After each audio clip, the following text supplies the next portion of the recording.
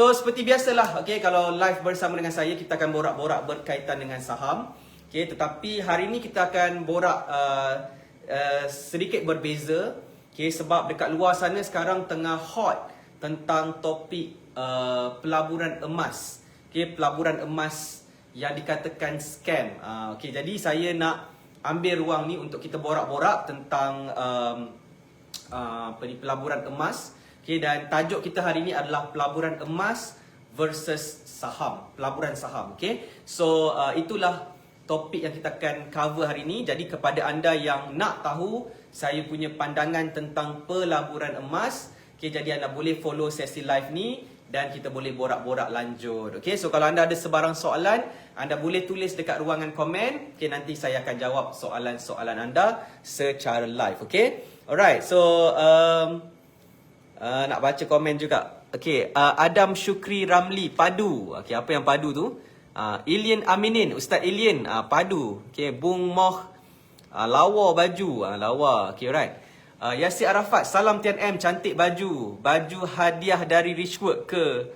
Tu, cantik. Okay, baju ni baju yang saya beli sendiri, bukan hadiah daripada Richworks. Okay, cuma baju ni adalah baju yang saya beli khas untuk attend inner circle meeting Richworks pada bulan berapa pada bulan March kot ke bulan April tahun ni. Okey, cuma masa tu saya dah register dah untuk attend ICM KL masa tu, dan tema dia adalah pakaian batik macam ni lah. Cuma masa nak pergi tu kita kena buat swab test. Okay, dan masa tu saya swab test saya positif COVID-19. Okay, jadi saya tak dapat untuk attend ICM tersebut, ICM dekat KL tersebut. Jadi saya dah beli dah baju semua tapi tak dapat nak attend. Okay, jadi hari ni sempena live kita pada hari ni saya pakai baju ni. Okay, lawa ke lawa? Cuba komen sikit. Okay, okay, right. Muhammad Najib Anwar, student saya. Muhammad Syarizan, Ika Ahmad, Amar Sufian. Okey, terima kasih. Dekat TikTok tak ada yang komen lagi. Kat TikTok dah ramai yang menonton secara live tapi tak komen lagi. Anda boleh say hi dekat ruangan komen, okey? Alright, Amirul Mukhlis, saya beli emas public gold tuan. Okey, alright. So siapa yang melabur dan anda melabur dalam emas, topik kita hari ini adalah berkaitan dengan pelaburan emas. So saya nak share sedikit sebanyak saya punya pengalaman dan juga pendapat saya tentang pelaburan emas. Jadi berapa ramai nak tahu apakah pendapat saya tentang pelaburan emas? Jom join sesi live ini, okey? Ahmad Sufian, Assalamualaikum Tuan Nizam, lawa baju, terima kasih. Bung Moh, trading forex, apa pandangan tuan? Pandangan saya, forex mengikut fatwa kebangsaan Malaysia, online trading forex adalah tidak patuh syariah, jadi kita abaikanlah forex, okey? So saya fokus kepada pelaburan saham di Bursa Malaysia. Sebab pelaburan saham di Bursa Malaysia ni memang sah, harus dan patuh syariah. Okey, jadi kita fokus ikut fatwa kebangsaan, okey, dan kita fokus untuk buat pelaburan yang sah di sisi undang-undang Malaysia lah. Jadi itu simple argument ataupun simple point saya kalau orang tanya tentang forex. Okey, so saya adalah orang yang kalau nak melabur, saya akan fokus melabur di tempat pelaburan yang sah di sisi undang-undang Malaysia, dan juga ianya mestilah patuh syariah. Dua poin ni adalah poin yang utama bila saya nak melabur.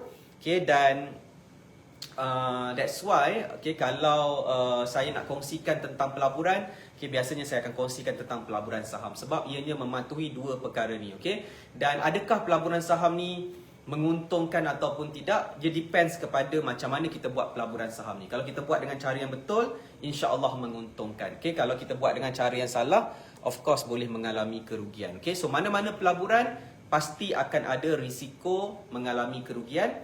Okay, cumanya bila kita buat dengan cara yang betul, kita dapat rendahkan risiko kerugian tersebut dan kita dapat menjana keuntungan melalui pelaburan yang kita lakukan. Okay, cuma masalahnya sekarang adalah ramai orang terjebak dengan skim-skim pelaburan yang menipu dekat luar sana. Okay, jadi salah satu skim-skim pelaburan yang popular dekat Malaysia adalah pelaburan emas.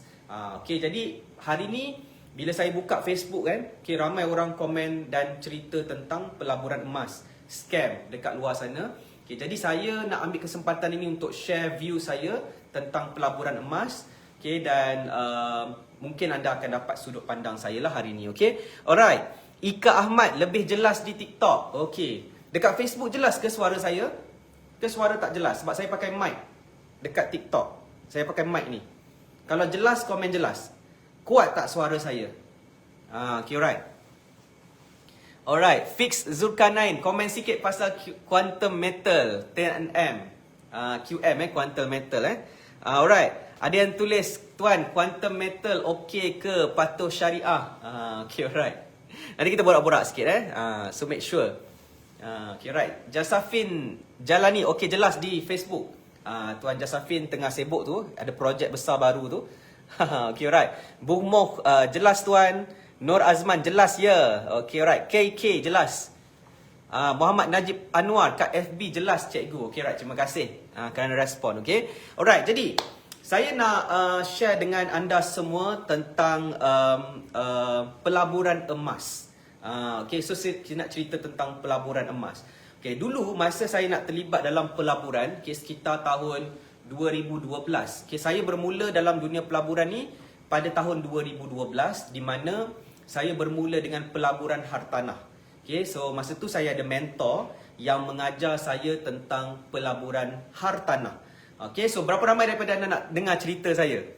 Cerita saya boleh terlibat dalam dunia pelaburan ni. Komen nak dulu. Okay, right. Quantum metal leverage tak ada riba. Okay, alright. Ahmad Firdaus, main saham ni kena banyak bersabar kan? Betul. Main saham, melabur saham, kena banyak sabar. Tapi sabar ni bukan melabur saham je. Kehidupan kita pun kena banyak sabar. Dalam kehidupan kita ni kena banyak sabar. Okay, barulah kita dapat melalui kehidupan ni dengan lebih baik. Okay, alright. Ika Ahmad nak, Nur Azman nak. Okay, alright. Okay, so ceritanya macam ni. Okay, pada tahun 2012 ketika saya nak bermula dalam pelaburan, so saya memilih mana medium pelaburan yang sesuai untuk saya buat. Okay, dan pada waktu tu kita fikirlah pelaburan hartanah, pelaburan emas. Okay, dan mentor saya pada waktu tu mengajar saya tentang pelaburan hartanah. Okay, dan dia kata pelaburan hartanah ni lebih bagus berbanding pelaburan emas. Okay, sebabnya pelaburan hartanah ni kita membeli aset dalam bentuk rumah. Okay, di mana aset tersebut kita boleh buat sewa.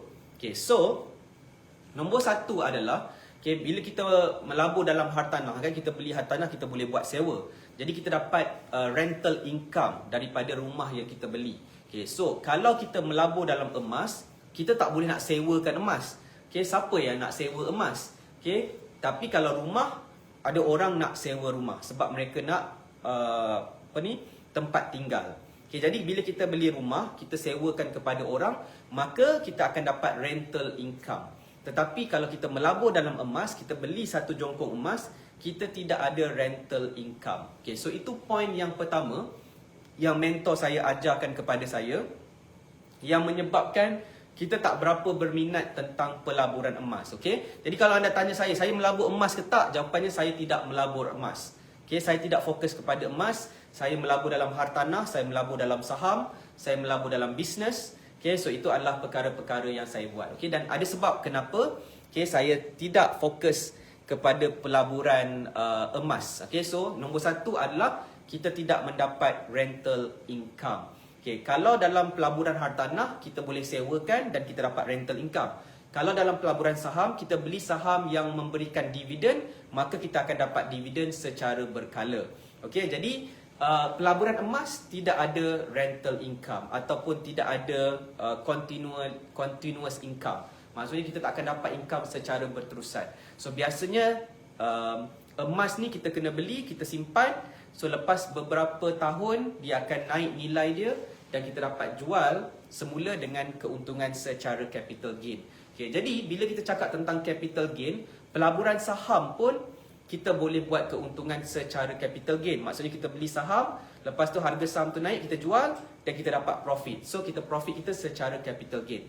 So sama juga dengan property. Kalau property kita beli satu rumah tu harga mungkin RM100,000, lepas mungkin 5 tahun, 10 tahun, harga rumah tersebut naik jadi RM150,000. So kalau kita jual, so kita dapat keuntungan RM50,000 secara capital gain.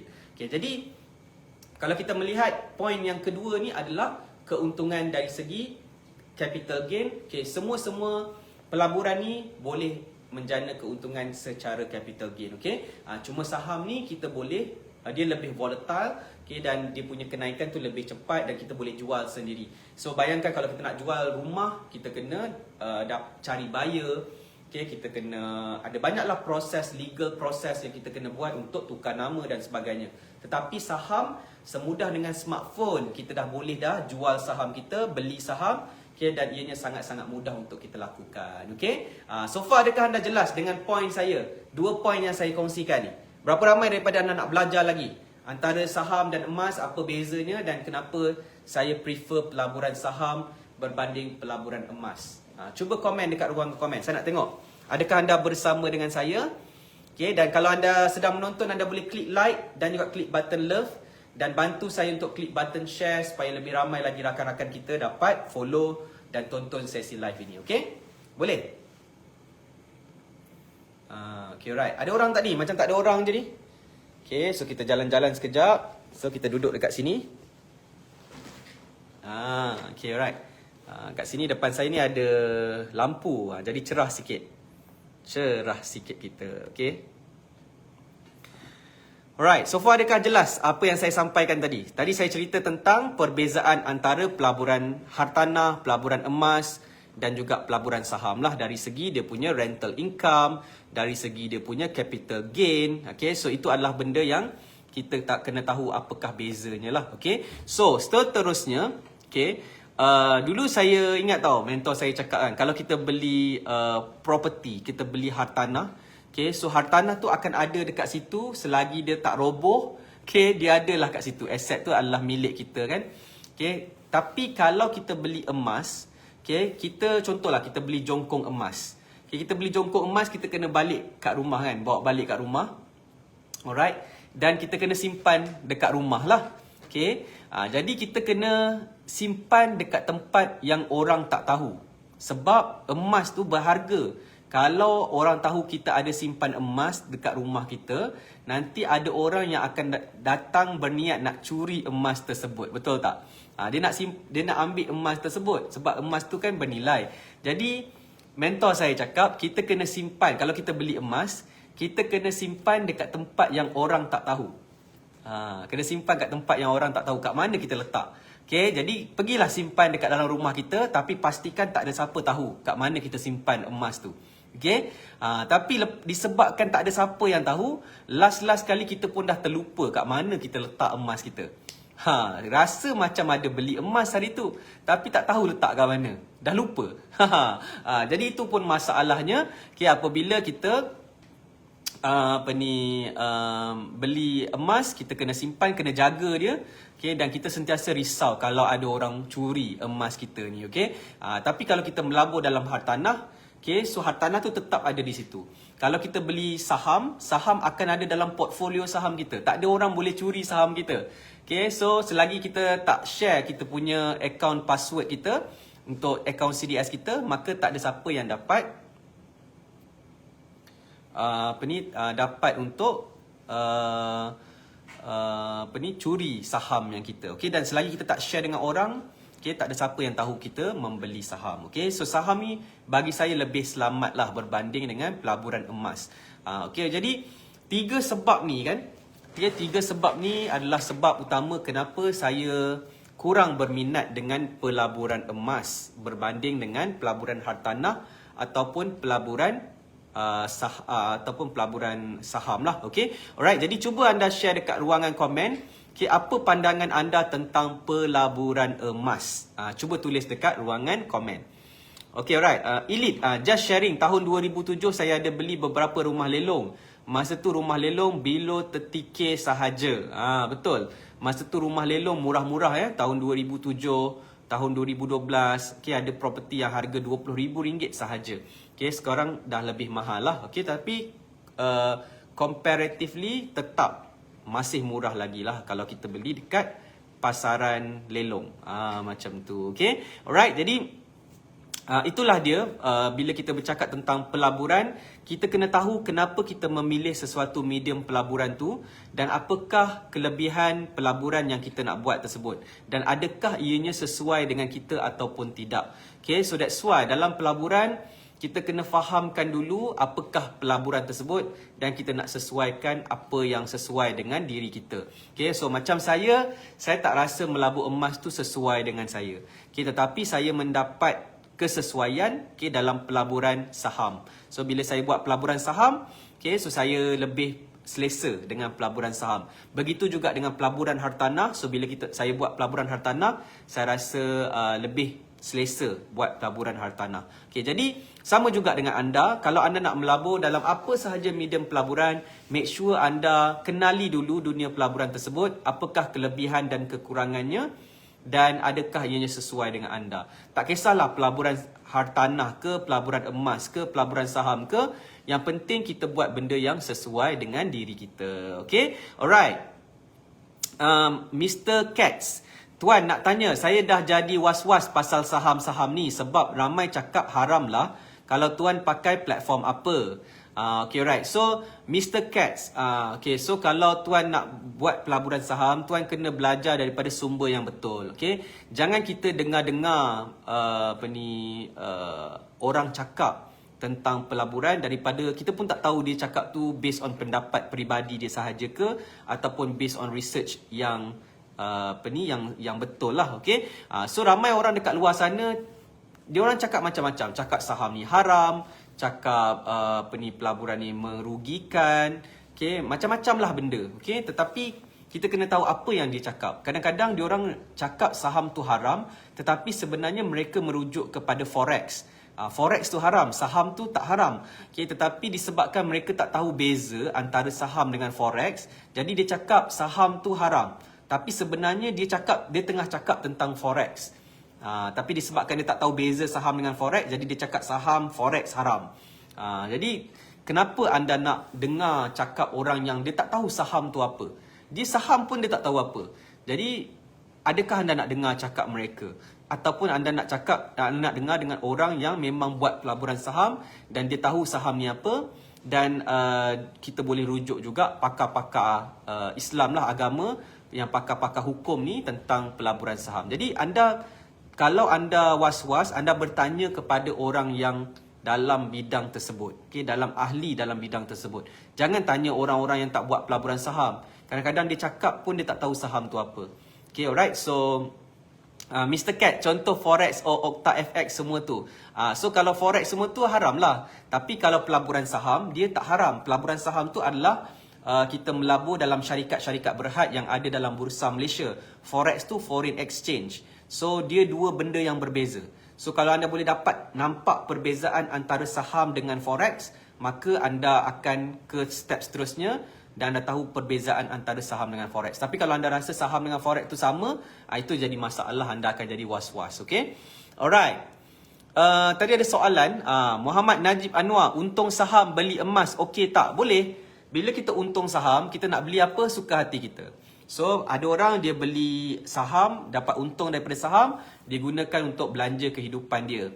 Ada orang dia dapat keuntungan daripada saham ni, dia simpan lagi. Okay? Ada orang dia dapat keuntungan dalam saham, dia beli emas. Ada orang dapat keuntungan saham, dia beli hartanah. So, terpulang nak beli apa, sebenarnya tak kisah masing-masing. Cuma, sama ada kita nak buat pelaburan emas ataupun tidak, itulah persoalannya. Okay? Tapi saya tak adalah kata pelaburan emas tu tak bagus. Cuma saya cakap based on pandangan saya, based on saya punya pendapat semata-mata lah. So ada orang dia memang lebih berminat dengan pelaburan emas. Dia lebih suka pelaburan emas. Jadi dia buatlah pelaburan emas. Cuma anda kena faham, dalam mana-mana platform pelaburan ataupun medium pelaburan, sentiasa akan ada scammer yang akan cuba membuat penipuan dalam pelaburan tersebut. Sebagai contoh, emas. Ada banyak je kes-kes scam emas di luar sana. Contohnya macam Geneva, Swiss Cash dan macam-macam lah. Scam-scam tok belagak. Okay? Saya pun tak berapa faham sangat sebab saya tak terlibat dengan pelaburan-pelaburan tersebut. Okay? Cuma saya dengar-dengar cerita lah. emas ni mudah dijadikan scam sebab ramai orang berminat tentang pelaburan emas. Okey, jadi ada golongan yang buat syarikat untuk scam orang lain menggunakan nama emas. Okey, jadi dulu ada juga Pegasus Bullion. Pun pernah juga, saya pernah ada orang invite saya dekat kedai mamak je. Lepas tu dia present pasal Pegasus Bullion. Dia kata saham emas. Jadi masa-masa tu saya baru-baru jugalah terlibat dalam saham dan saya memang skeptikal lah dengan peluang tersebut. Jadi saya tak follow lah. Okay, jadi saya fokus kepada buat pelaburan saham menggunakan akaun CDS yang saya ada sahaja. Okay, so saya tak melabur dalam syarikat mana-mana ke ataupun dalam scam-scam ataupun skim pelaburan di luar sana lah. Okay, cuma saya tengok ramai orang memang cenderung untuk terjebak dengan scam-scam pelaburan, terutamanya pelaburan emas. Okey, dan macam saya kata, bukan emas je yang boleh dijadikan scam pelaburan. Okey, saham pun ada juga. Okey, contohnya macam saya lah. Saya ni public figure untuk pelaburan saham, so saya banyak bercerita tentang pelaburan saham. So adalah scammer-scammer yang ambil gambar saya, video saya, okey, dan konten saya untuk dijadikan page yang fake page dan gunakan fake page tersebut untuk tipu orang kat luar sana. Okay? So itu pun salah satu scammer, activity scamming orang dekat luar sana menggunakan profile public figure. Okay? Dan orang mudah tertipu. Okay? Sebab tu saya kata kalau nak follow saya dekat official page. Kenapa follow dekat page-page yang unofficial ataupun page-page yang scammer tu? Tengok pun sekali dah tengok dah tahu dah scammer. Okay? So masalah ramai orang saya tengok adalah mereka tak dapat nak bezakan benda yang betul dengan benda yang scam. Mungkin sebab tak ada ilmu, mungkin sebab kelabu mata, mungkin sebab terpengaruh, sebab mudah percaya kat orang, nak senang, nak cepat, okay, tak nak berusaha, kita tak nak buat kajian. So semua ni antara sebab kenapa orang mudah terjebak dengan scam-scam pelaburan dekat luar sana. So nasihat saya adalah tidak ada jalan pintas kepada kekayaan ataupun kesenangan. Okay, nak berjaya, nak jadi kaya raya, boleh, tak ada masalah. Tetapi kena buat dengan cara yang betul. Okay, dengan mindset yang betul, usaha yang tidak pernah berputus asa. Okay, tetapi ramai orang dia nak bypass semua tu, nak senang je. Sebab itulah ramai orang mudah terjebak dengan scam pelaburan yang semakin berluasa di luar sana. Okay, alright. Ada soalan tak? Yasir Arafat. Yasir Arafat ni selalu ada soalan. Okay, so saya tengok dulu soalannya.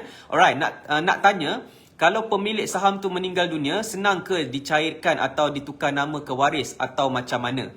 Okay, soalan tu, okay, kalau kita meninggal dunia, macam mana, apa yang terjadi kepada saham kita? Pertama sekali, saham kita ni adalah aset. Sama je macam kita beli property, macam kita beli emas, macam kita beli kereta, itu adalah aset atas nama kita. Saham ni aset juga atas nama kita. Jadi bila kita meninggal dunia, semua tu akan dijadikan termasuk dalam hukum faraid, okay, untuk pembahagian harta pusaka. So sama je lah, sama macam property, sama macam emas ataupun cash yang kita ada, semua tu akan dibahagikan mengikut hukum faraid. Okay, jadi untuk jawapan yang lebih tepat macam mana proses apa semua, anda boleh tanya kepada remiser ataupun dealer anda, ataupun anda boleh tanya kepada orang yang pakar tentang hukum faraid. Okay, so buat masa ni saya tak in detail lah tentang apa yang berlaku bila seseorang yang pegang saham meninggal dunia. Yang saya faham, dia akan jadi harta pusaka juga. Okay, alright. Uthman, lama tak dengar ayat kelabu mata. Kelabu mata Alright, Muhammad Najib Anwar, too good to be true ni selalunya scam. Betul tu.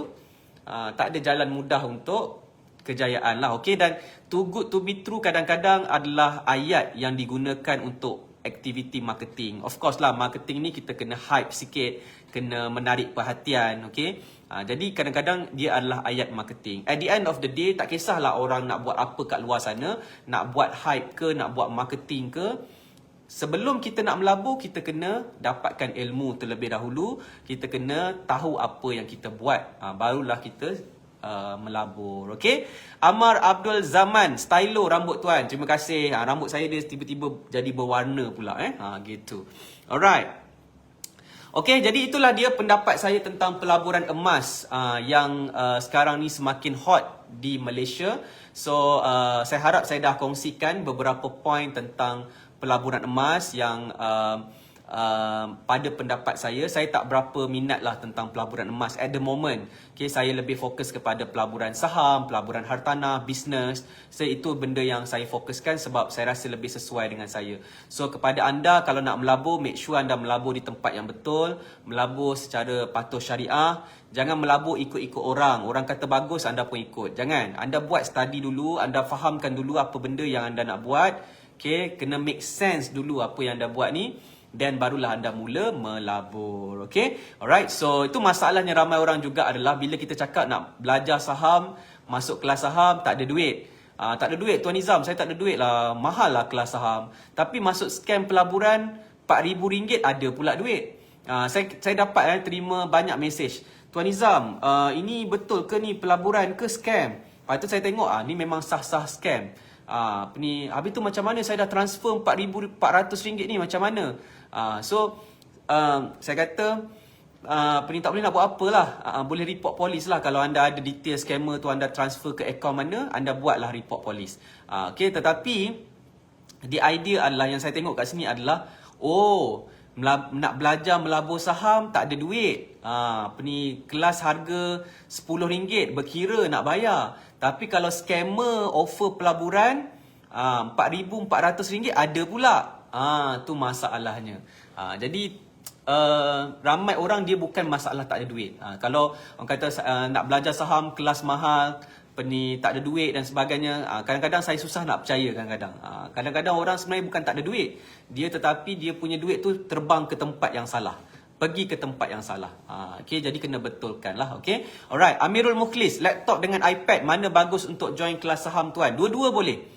Laptop boleh, iPad boleh. Kalau anda nak full function, laptop lah, okay, untuk anda buat kerja-kerja anda. iPad pun boleh untuk tengok Zoom, untuk follow kelas pun tak ada masalah, boleh pakai iPad juga. Okay, dan sekarang kita boleh buat kajian saham menggunakan KLIC Screener. So KLIC Screener ni dia boleh pakai dekat iPad, boleh pakai kat laptop, tak ada masalah. Okay, so iPad pun boleh juga. Dan iPad ni dia lebih portable, okay, senang untuk kita bawa ke mana-mana. Okay, so at the end of the day, anda tengok kesesuaian anda, yang mana anda lebih selesa lah. Laptop ni macam berat sikit, nak kena masuk dalam bag, berat nak kena bawa dia kan. Laptop kita boleh masuk dalam sling bag, dia kecil je, okay, dan dia lebih mudah lah untuk kita gunakan. Okay, alright.